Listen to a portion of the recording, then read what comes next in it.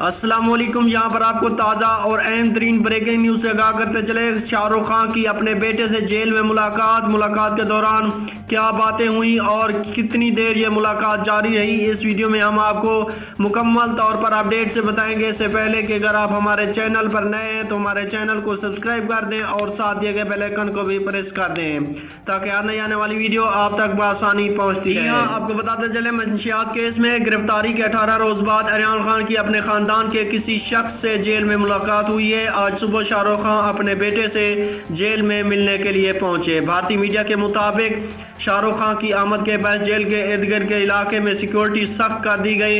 Bollywood king की अपने बेटे से जेल हकाम की मौजूदगी में मुलाकात कराई गई। दोनों के दरमियान जंगला और शीशा लगाया हुआ था।